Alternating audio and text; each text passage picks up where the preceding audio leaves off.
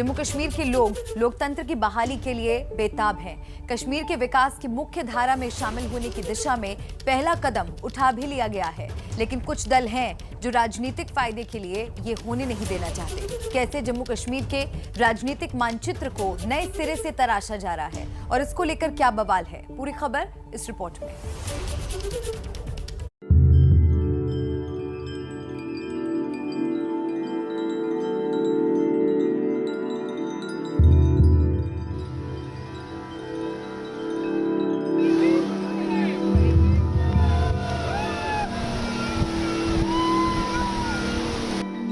ये अमन और खुशहाली की ओर बढ़ते कश्मीर की तस्वीर है।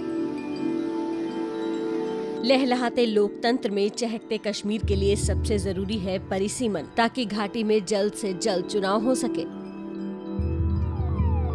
इसलिए परिसीमन आयोग की टीम 4 दिनों के दौरे पर मंगलवार को श्रीनगर पहुंची, ताकि तमाम राजनीतिक दलों से बातचीत की जा सके। लेकिन जब बैठक शुरू हुई तो महबूबा मुफ्ती की पार्टी पीडीपी ने बैठक में शामिल होने से मना कर दिया। हमारी पार्टी ने ये फैसला किया कि हम इसमें हिस्सा नहीं लेंगे। उसकी कुछ वजूहत है। प्राइम मिनिस्टर साहब ने जो मीटिंग बुलाई थी, ऑल पार्टीज मीटिंग, उस मीटिंग के बाद हमें ये लगा था कि शायद कॉन्फिडेंस बिल्डिंग मेजर्स कुछ हो रहे हैं, लेकिन अभी तक उस बारे में कुछ नहीं हुआ। हम ये जानते हैं और हमें ये खदशा है कि जो भी फैसला इनको करना है वो ऑलरेडी हुआ है और अब ये सिर्फ फेस वॉश है। इसमें जिन पार्टीज को इन्होंने बुलाया है उनकी कंसिडरेशंस को एतबार में नहीं लिया जाएगा।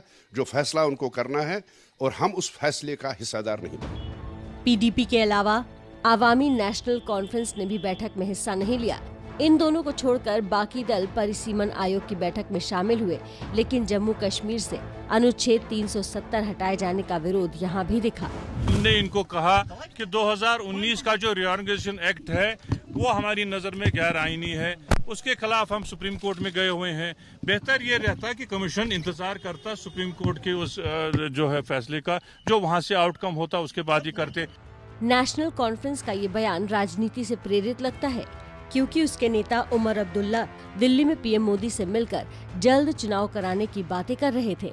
अब समझिए कि कश्मीर का परिसीमन वहां लोकतंत्र के लिए जरूरी क्यों है। दरअसल अनुच्छेद 370 हटने के बाद 5 अगस्त 2019 को जम्मू कश्मीर के विभाजन के बाद 2 केंद्र शासित प्रदेश बनाए गए। विभाजन से पहले जम्मू कश्मीर विधानसभा में 87 सीटें थी, जिनमें 46 सीटें कश्मीर घाटी में, 37 जम्मू संभाग में थी और 4 लद्दाख में, जबकि 24 सीटें पाकिस्तान के कब्जे वाले कश्मीर के लिए रिजर्व हैं। नई विधानसभा के लिए 7 सीटें बढ़ानी हैं। कहा यह जा रहा है कि 7 सीटें जम्मू संभाग में बढ़ सकती हैं। अगर ऐसा हुआ तो कश्मीर में तो 46 सीटें ही रहेंगी, लेकिन जम्मू में सीटें 37 से बढ़कर 44 हो जाएंगी। इसी का विरोध पीडीपी और नेशनल कॉन्फ्रेंस कर रहे हैं।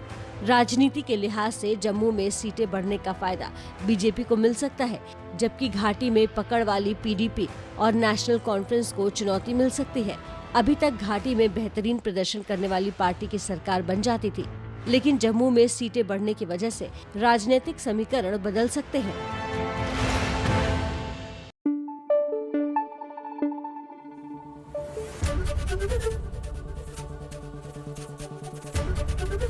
एबीपी न्यूज आपको रखे आगे।